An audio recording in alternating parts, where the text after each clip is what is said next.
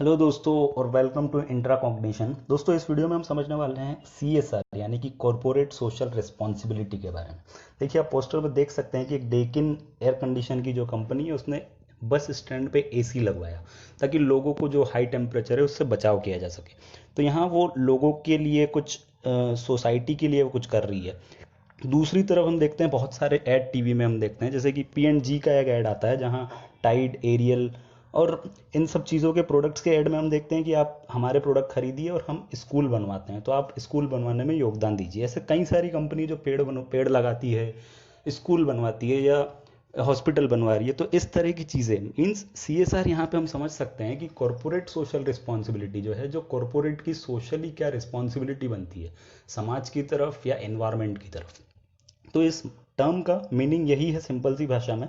लेकिन अब इसको 1984 में एक बुक आई थी रॉबर्ट एडवर्ड फ्रीमैन के द्वारा। तो देखिए 1984 के पहले तक जो शेयर होल्डर्स हैं, मीन्स जो कंपनी में पैसा लगा रहे हैं, तो कॉरपोरेट्स की जिम्मेदारी थी कि उनको मैक्सिमम प्रॉफिट दिया जाए और उनकी रिस्पॉन्सिबिलिटी सिर्फ शेयर होल्डर्स तक ही थी। लेकिन इस बुक के बाद जो रॉबर्ट एडवर्ड फ्रीमैन ने लिखी थी, और ये अमेरिकन स्कॉलर थे, इन्होंने एक बुक लिखी strategic management a stake holders approach. Stake holders का मतलब यहाँ पे हुआ कि उस कंपनी का किन किन चीज़ों पे इम्पैक्ट होता है। जैसे कि कोई कंपनी है, उसका सोसाइटी पे भी इम्पैक्ट होगा, उसके धुएं से लोग भी परेशान होंगे और एटमॉस्फेयर पे भी उसका इम्पैक्ट होगा। तो उनकी जो रिस्पॉन्सिबिलिटी है वो उन स्टेक होल्डर्स तक होनी चाहिए, ना कि शेयर होल्डर्स तक।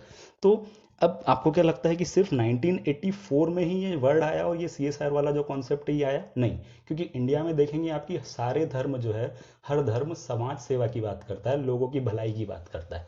तो क्या लगता, मतलब ये जो है हमारे यहाँ तो हर धर्म इसी तरह की बात करता है और हर लोग यही चाहते हैं, हर धर्म ये चाहता है कि हम लोग समाज में कुछ अच्छा काम करें, समाज के लिए कुछ भलाई करें। तो नहीं, हमारे यहाँ तो जब से मानव मानव धर्म की शुरुआत हुई तब से ये चलता आ रहा था। तो देखिए टाटा स्टील के जो फाउंडर थे जमशेदजी टाटा, उन्होंने 1903 में ये कहा कि we generate wealth for the nation, what comes from the people must to the extent possible therefore get back to people. मतलब जो हम वेल्थ बनाते हैं वो नेशन के लिए बनाते हैं, कंट्री के लिए बनाते हैं, और जो हम इस देश के लोगों से और देश के रिसोर्सेज से कमा रहे हैं, जो पैसा हम बना रहे हैं, वो वापस देश के लोगों तक ही जाना चाहिए और इस देश की भलाई के लिए काम आना चाहिए। दूसरा, जो बजाज ग्रुप के जमनालाल बजाज ने भी यही कहा कि our wealth should be utilized for improving the quality of the society and the nation. We should never fail to spend at least a portion of our incomes on the social, economic and educational development of the province where we live। मतलब कि हम जो हैं वो improve, हम जो wealth कमाते हैं उससे हम जो हमारे वर्कर्स हैं उनकी लाइफ को इम्प्रूव करें, उनकी फैमिलीज़ को लाइफ को भी इम्प्रूव करें, और जो सोसाइटी है, जिस सोसाइटी में वो रहते हैं वहाँ भी इम्प्रूवमेंट करें। तो हम सोशल, इकोनॉमिक और एजुकेशनल डेवलपमेंट करें उस पूरी सोसाइटी का, उस पूरी कंट्री का जहाँ हम रहते हैं। अब गांधी ने भी इसी पे एम्फेसाइज किया था, जो मोरल रिस्पॉन्सिबिलिटी है बिजनेस की। उस गांधी जी का एक आइडिया था थ्योरी ऑफ ट्रस्टीशिप, है ना। अब उसमें ही viewed owners of capital as trustees holding resources on behalf of the society. मतलब जो ऑनर्स है कंपनी के, उनको गांधी जी ने ट्रस्टीज माना। जो ट्रस्टीज जो रिसोर्सेज को होल्ड करते हैं, उस कंपनी को होल्ड करते हैं, किसके बिहाफ पे? सोसाइटी के बिहाफ पे। Which to produce goods and services will benefit society at large. अब जिस इंडस्ट्री से वो गुड्स बना रहे हैं, जो प्रोडक्ट्स बना रहे हैं, सर्विसेज बना रहे हैं, वो सारी चीज़ें सोसाइटी के बेनिफिट के लिए ही यूज़ होनी चाहिए, ये गांधी जी का कहना था। अब आप इस जो थ्योरी ऑफ ट्रस्टीशिप को अच्छे से समझना चाहते हैं तो मेरा एक वीडियो है, मैं उसका लिंक डिस्क्रिप्शन में डाल दूंगा, आप देख सकते हैं, वहाँ से क्लियरली मैंने वहाँ पर डिस्क्राइब किया है। अब जो CSR है, देखिए काफ़ी टाइम से हम देखते हैं कि हमारे यहाँ तो हमेशा से अनंत से ये चला आ रहा है कि समाज सेवा वगैरह। हमारे यहाँ तो देखते हैं हम छोटी सी बिजनेस वाले भी प्याव और लाइक पानी पीने की व्यवस्था रखते हैं गर्मी में। तो लेकिन अब यहाँ ये समझना जरूरी है कि ऑफिशियली जो लेजिस्लेशन है वो कब पास हुआ भारत में। तो हम देखते हैं कि इट केम इन 1 अप्रैल 2014। जब क्या हुआ, India became the first country to legally mandate corporate social responsibility. The new rules in Section 135 of India's Companies Act 2013 make it mandatory for companies of a certain turnover and profitability to spend 2% of their average net profit for the past 3 years on CSR। समझ सकते हैं कि जो companies act था ये पहले 1956 में आया था, लेकिन इसको 2013 में अमेंड किया गया और अमेंडमेंट में ये जरूरी किया गया, मैंडेटरी किया गया कि 2% जो पैसा है किसी भी कंपनी का उसके प्रॉफिट का वो CSR एक्टिविटीज़ में लगाया जाएगा। लास्ट 3 years का जो प्रॉफिट है उसका 2% पैसा वो CSR एक्टिविटीज़ में लगाया जाएगा। इसमें टर्नओवर भी सेट किया था, आप पढ़ सकते हैं, हम इसके लिए अगला वीडियो बनाएंगे, अगर आप कमेंट सेक्शन में आप बता सकते हैं अगर समझना चाहें तो। अब कंपनीज और जो बिजनेस है वो CSR क्यों करते हैं, जो कॉर्पोरेट सोशल रिस्पॉन्स, देखिए कुछ रीज़न होगा उनका करने का, तो समझते हैं कि क्या क्या रीजंस हो सकते हैं।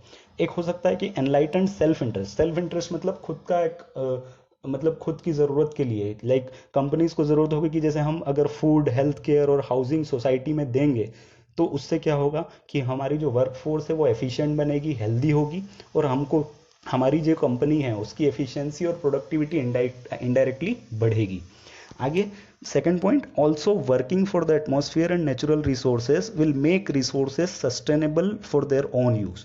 मतलब कि अगर हम एटमॉस्फेयर के लिए और नेचुरल रिसोर्सेज के लिए काम करेंगे तो वो रिसोर्सेज हम ही यूज़ करते हैं, वो इंडस्ट्री ही यूज़ करती है, तो हमारा फर्ज बनता है कि हम उनको उनका रिकवरी के लिए भी काम करें, है ना, ताकि वो एक सस्टेनेबल रेट पे बने रहें। अब सस्टेनेबिलिटी का मतलब यही होता है कि ability to maintain it similar rate, मतलब एक फिक्स रेट पे चीज़ें बनी रहे, ख़त्म ना हो। अब आगे तीसरा point, to expand business by winning public trust, people will buy more products of the company which is doing good for the society. मतलब कि आपको पब्लिक ट्रस्ट भी जीतना होगा। जैसे आप बहुत सारे एड टीवी में देखते हैं, जैसे PNG का या फिर पैराशूट का या फिर कई सारे ऐड हैं एरियल के, टाइट के, जो बोलते हैं कि आप हमारे प्रोडक्ट खरीदिए और हम जो शिक्षा में इस प्रोडक्ट से जो कमाई होती है वो हम शिक्षा में लगाएंगे। तो इस तरह से उनकी खुद की मार्केटिंग, लाइक कि हम सोसाइटी के लिए काम कर रहे हैं, आप हमारा प्रोडक्ट खरीदिए, तो इनडायरेक्टली उनका जो है बिजनेस एक्सपांड होता है पब्लिक ट्रस्ट जीतने के लिए। चौथा point, increased public expectation from business as people in society expect companies to do more for communities and environment which they pollute.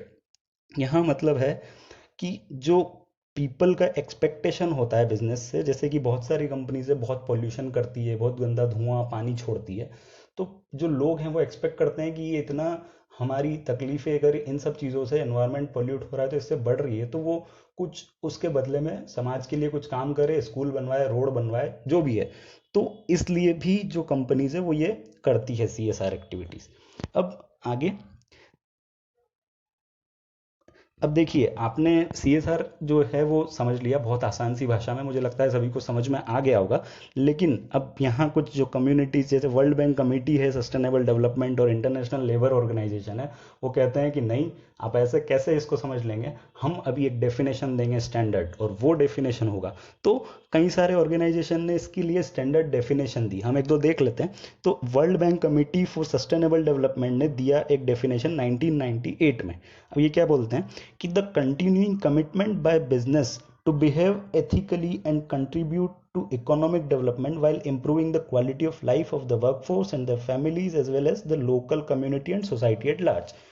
मतलब जो बिजनेस है उनकी उनको जो है वो अपने वर्कर्स की क्वालिटी ऑफ लाइफ को इम्प्रूव करना है, उनका डेवलपमेंट करना है, फिर वर्कर्स की जो फैमिली है उनकी लाइफ का इम्प्रूवमेंट, उनका development, economic development, social development, और जो वर्कर्स की फैमिली के बाद जो सोसाइटी जिसमें वो रहते हैं उसका, उस कम्युनिटी का भी डेवलपमेंट उसको करना है, और फाइनली फिर जो पूरा देश है जहाँ वो कंपनी है, उस जैसे टाटा और बिरला, तो कई सारे इनके इनिशिएटिव्स होते हैं जो सोसाइटी के डेवलपमेंट के लिए चल रहे हैं।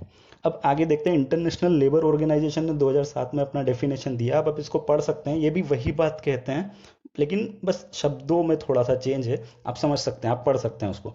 अब देखिए क्रिटिक्स, अब जो भी चीज़ें अच्छी होती है, तो अच्छी या बुरी कैसी भी हो, उसका क्रिटिक्स तो होते ही हैं, कई लोग उसको क्रिटिक करते हैं, आप कितना भी अच्छा काम कर लो, तो बहुत सारे क्रिटिक्स भी हैं इसके, उनको भी समझना जरूरी है, आप अलग अलग पर्सपेक्टिव से चीज़ों को देख पाएंगे। तो कुछ लोग ये मानते हैं, some believe that corporations are only responsible to the share holders. And not to the stake holders. मतलब कॉरपोरेशन सिर्फ उन्हीं के लिए रिस्पॉन्सिबल है जो उसमें पैसा लगा रहा है, जिनके शेयर हैं उसमें, ना कि सोसाइटी और इन्वायरमेंट के लिए। क्यों? क्योंकि वो द सोसाइटी एंड इन्वायरमेंट के लिए वो रिस्पॉन्सिबल क्यों नहीं है? क्योंकि कॉरपोरेशन जो हैं वो टैक्स देते हैं गवर्नमेंट को, and it is their duty to work for society and environment. अब ये कहते हैं कि हम अगर टैक्स दे रहे हैं गवर्नमेंट को, तो ये गवर्नमेंट की रिस्पॉन्सिबिलिटी है कि वो सोसाइटी और इन्वायरमेंट के लिए काम करे। अब मैनी कंपनीज सच एस, दूसरा point, many companies such as tobacco, cigarette manufacturing और हाई टॉक्सिक प्रोड्यूसिंग जो कंपनीज है, जो पॉल्यूट करती है बहुत ज़्यादा, वो क्या, उनका क्या काम है कि अब ये क्रिटिक क्या कर रहे हैं कि बहुत सारी कंपनीज जो बहुत सारा पॉल्यूशन फैला रही है, बहुत गलत काम कर रही है, वो क्या करती है कि वो डिस्ट्रैक्ट करती है पीपल को। इस तरह से समाज सेवा करके वो एक डिस्ट्रैक्ट करती है लोगों को अपने कोर ऑपरेशन से। मतलब कि आप कितना भी अच्छा काम, कितना भी गंदा काम करें, लेकिन आप समाज के लिए थोड़ा सा अच्छा काम कर देते हैं तो समाज को लगता है कि हाँ ये कंपनी ये कर रही है, लेकिन वो नहीं, वो डिस्ट्रैक्शन होता है कि हाँ हम लोग इतना अच्छा काम कर रहे हैं, बल्कि बदले में वो इतना पोल्यूशन कर रहे हैं, इतनी रिसोर्सेज एक्सट्रैक्ट कर रहे हैं, ये सारी चीज़ें। तो ये इस तरह का हो गया कि हम कितना भी पोल्यूशन करें, आखिर हम पर्यावरण दिवस पर तो पेड़ लगा ही देते हैं ना, और वो सीधे पेड़ लगाते हैं ना, पौधे भी नहीं लगाते। अब आगे देखते हैं। तो ये इंपॉर्टेंट पॉइंट है कि क्रिटिक्स क्या आर्ग्यू करते हैं कि गवर्नमेंट और इंटरनेशनल रेगुलेशंस जो हैं, उन वो रेगुलेशंस बनना चाहिए और उनका स्ट्रिक्ट एनफोर्समेंट होना चाहिए। अब एनफोर्समेंट में क्या होगा? अब ये इंपॉर्टेंट है ना? तो ये जो एनफोर्समेंट है ना इंटरनेशनल रूल्स और रेगुलेशंस का, ये इंपॉर्टेंट है रेदर देन वॉलंटरी मेजर्स। मतलब उनको मनमाने ढंग से सोसाइटी के लिए काम करने ना दिया जाए।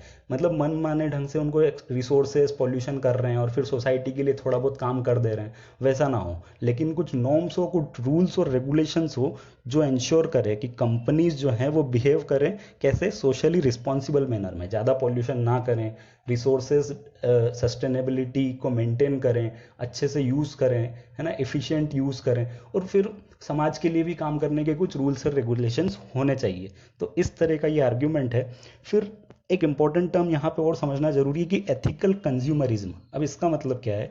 देखिए, consumers should understand that resources are limited and should become ethical and aware about the environment.